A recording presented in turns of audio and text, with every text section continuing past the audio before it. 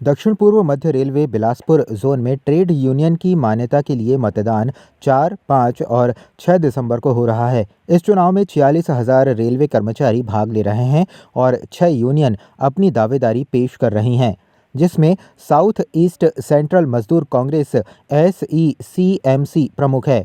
SECMC ने 2013 में भी जीत दर्ज की थी और इस बार भी 70% वोट पाने की उम्मीद है। बैकुंठपुर में 148 मतदाता हैं, जहां शांतिपूर्वक मतदान हो रहा है। चुनाव के परिणाम 12 दिसंबर को घोषित होंगे। ये रेलवे का ट्रेड यूनियन का चुनाव है। दक्षिण पूर्व मध्य रेलवे ट्रेड यूनियन का चुनाव बैकुंठपुर में हर जगह रेलवे में चल रहा है। सेक्रेट बैलेट पेपर के माध्यम से चुनाव मतदान शांतिपूर्वक हो रहा है। 4, 5 और 6 3 दिन में मतदान है।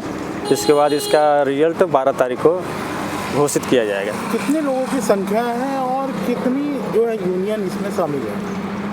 यूनियन तो इसमें लगभग 6 ठो शामिल हैं और ये मतदान 3 दिन चलेगा, 4, 5, 6 और बैकुंठपुर में लगभग टोटल यहाँ वोटर्स हैं वो 148 है। ये चुनाव रेलवे में ट्रेड यूनियन मान्यता के लिए पूरे भारतवर्ष में हो रहा है। 4, 5 और 6 दिसंबर को मतदान होगा और इसका गिनती है वो 12 दिसंबर को होगा। बिलासपुर जोन में 6 यूनियन इस चुनाव प्रक्रिया में भाग ले रही है, जिसमें हमारा union south east central railway मजदूर कांग्रेस है, जो कि विगत 2013 में एकल मान्यता प्राप्त यूनियन के रूप में चुनाव जीत करके बिलासपुर जोन में आया था। और इस बार भी आशा है कि हम लोग 70% मत ला करके एकल और शानदार तरीके से एकल मान्यता प्राप्त यूनियन आएंगे। इस चुनाव प्रक्रिया में पूरे बिलासपुर जोन में करीब 46,000 मतदान देने के लिए हमारे रेलवे कर्मचारी भाग लेंगे। दुर्ग के गंडई धमधा रोड पर छोटे हाथी वाहन चालक मवेशियों को चराने के चक्कर में अनियंत्रित होकर पेड़ से टकरा गया। हादसे में चालक को कोई चोट नहीं आई, लेकिन गाड़ी पूरी तरह क्षतिग्रस्त हो गई। गाड़ी में केवल चालक था, अन्यथा बड़ा हादसा हो सकता था। कांग्रेस के पूर्व विधायक गुलाब कमरों ने भरतपुर सोनहत विधानसभा क्षेत्र के धान खरीदी केंद्रों का दौरा कर किसानों की समस्याएं सुनी। किसानों ने वजन में गड़बड़ी, लंबी कतारें और भुगतान में देरी की शिकायत की।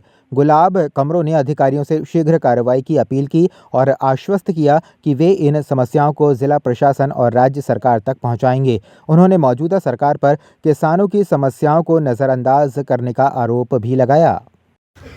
देखिए, सबसे पहले तो प्रदेश कांग्रेस कमेटी को मैं धन्यवाद देता हूं कि आज मुझे इस ज़िले का प्रभारी बनाया गया है, जिसके तहत मैंने घुटरा के बाद कछाड़ के बाद केलारी, वायरासी और कोटाडोल तक आज मैं जाऊंगा। हर धान खरीदी केंद्र में हम जाके किसानों से बात कर रहे हैं, पर किसानों का चाहे वो घुटरा की बात हो, चाहे कछाड़ हो, केलारी पहुँचा हूँ, तो किसानों का कहना है कि हमारे 21 क्विंटल एक प्रति एकड़ की दर से नहीं लिया जा रहा है, 15 क्विंटल लिया जा रहा है। इसके साथ ही हमने उनसे ये भी पूछा कि आपका रकबा में कितने कटौती हुई, तो कुछ लोग किसानों का कहना था कि रकबे में भी कटौती की गई है। साथ ही जब सरकार बनने से पहले भारतीय जनता पार्टी ने घोषणा किया था हम एक मुश्त 3100 रुपये देंगे, फिर धरातल में 2300 रुपये मिल रहा है। तो निश्चित रूप से इसको कल हम कलेक्टर साहब से बात करेंगे और हमारे प्रदेश कृषि नेतृत्व को भी हम बताएंगे। इस प्रकार का जो भारतीय जनता पार्टी की जो सरकार है, विष्णुदेव जी की सरकार, जो कुशासन की बात करने वाले, इनके बातों में दम नहीं है। मोदी की गारंटी की बात करते हैं। किसानों के साथ, आदिवासियों के साथ, नौजवानों के साथ, महिलाओं के साथ लगातार धोखा पे धोखा और अत्याचार हो रहा है। इस हमारा नए जिला को हमारी कांग्रेस पार्टी ने बनाया था। इस नए जिला को जिस तरह से लोग बदनाम किए हैं, चाहे वो स्वास्थ्य के मामले में हो, चाहे हमारे बेटियों का किस तरह से आज देखिए असुरक्षित हैं हमारे आदिवासी भाई। हमारा कोरिया ज़िले में पूरे जो सोसाइटी के अध्यक्ष आदिवासी रहा करते थे, कोरिया ज़िले के 16 सोसाइटी में गैर आदिवासियों को बनाया गया। तो कहीं ना कहीं विष्णु के सरकार में पूरे किसान भाई, नौजवान और आदिवासियों के साथ अत्याचार किया जा रहा है। बस्तर संभाग के दक्षिणी हिस्से के कई जिलों में आज सुबह करीब 7:27 पर भूकंप के झटके महसूस किए गए। भूकंप का केंद्र पड़ोसी राज्य तेलंगाना के मुलुगु में था और इसकी तीव्रता 5.3 मापी गई। बस्तर संभाग के सुकमा, दंतेवाड़ा, बीजापुर जिलों और जगदलपुर सहित कई जगहों पर भूकंप के हल्के झटके महसूस किए गए। बताया गया कि भूकंप का केंद्र तेलंगाना के मुलुगु में था। रिक्टर स्केल पर भूकंप की तीव्रता 5.3 मापी गई है। भूकंप से कहीं भी जान माल के नुकसान की खबर नहीं है, लेकिन लोग दहशत में जरूर आ गए थे। भूकंप का असर बस्तर संभाग के कई इलाकों में देखा गया। पीएम आवास योजना से 15,000 लोग होंगे लाभान्वित। इसको लेकर डिप्टी सीएम अरुण साव ने कहा कि पीएम आवास योजना शहरी के तहत 15,000 आवासों के लिए भारत सरकार से सैद्धांतिक सहमति मिलने की जानकारी दी।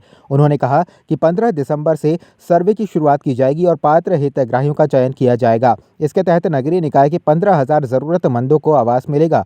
डिप्टी सीएम ने पीएम नरेंद्र मोदी के प्रति अपनी कृतज्ञता प्रकट करते हुए इस महत्वपूर्ण योजना को लागू करने के लिए धन्यवाद दिया। कल एक खुशखबरी छत्तीसगढ़ के लिए आई है। प्रधानमंत्री आवास योजना शहरी 2.0 के लिए 15,000 आवासों की सैद्धांतिक सहमति भारत सरकार से मिली है और हमने 15 नवंबर से सर्वे प्रारंभ किया है और पहले चरण में अभी 15,000 आवासों की जो सैद्धांतिक सहमति भारत सरकार से मिली है उसके लिए हितग्राहियों का पात्र हितग्राहियों का चयन करेंगे और भारत सरकार को उसकी स्वीकृति के लिए भेजेंगे। तो ये बड़ी खुशखबरी है कि नगरीय निकाय के 15,000 ज़रूरतमंदों को प्रधानमंत्री आवास देने की सैद्धांतिक सहमति भारत सरकार ने दी है। मैं प्रधानमंत्री माननीय नरेंद्र मोदी जी का और आवासन एवं शहरी विकास मंत्री मनोहर लाल खट्टर जी के प्रति अपनी कृतज्ञता व्यक्त करता हूं कि जिन्होंने छत्तीसगढ़ की आवश्यकताओं को ध्यान में रखकर ये 15,000 आवासों की सैद्धांतिक सहमति प्रदान की है। और मैं छत्तीसगढ़ के नगरीय निकाय के निवासियों को बधाई दूंगा कि उनके स्वयं के मकान का सपना प्रधानमंत्री माननीय नरेंद्र मोदी जी साकार करने की दिशा में महत्वपूर्ण निर्णय छत्तीसगढ़ के लिए किया है। सभी को बधाई, धन्यवाद। अंतर्राष्ट्रीय दिव्यांग जन दिवस में दिव्यांग जन अपनी 6 सूत्रीय मांगों को लेकर मुख्यमंत्री निवास का घेराव किया था, जिसको लेकर उप मुख्यमंत्री अरुण साव ने कहा कि हमारी सरकार चाहे केंद्र सरकार हो या राज्य सरकार हो, दिव्यांग जनों के कल्याण के लिए लगातार काम कर रही है और हम उनके सम्मानजनक जीवन के लिए हर तरह से प्रयास कर रहे हैं और आगे भी उनके कल्याण के लिए समाज में वे सम्मान से जी सकें, इसके लिए लगातार काम हो रहा है और आगे भी करेंगे। देखिए, हमारी सरकार चाहे केंद्र सरकार हो राज्य सरकार हो, दिव्यांग जनों के कल्याण के लिए लगातार काम कर रही है और हम उनके सम्मानजनक जीवन के लिए हर तरह से प्रयास कर रहे हैं और आगे भी उनके कल्याण के लिए कि समाज में वो सम्मान से जी सके, इसके लिए लगातार काम हो रहा है, आगे भी करेंगे।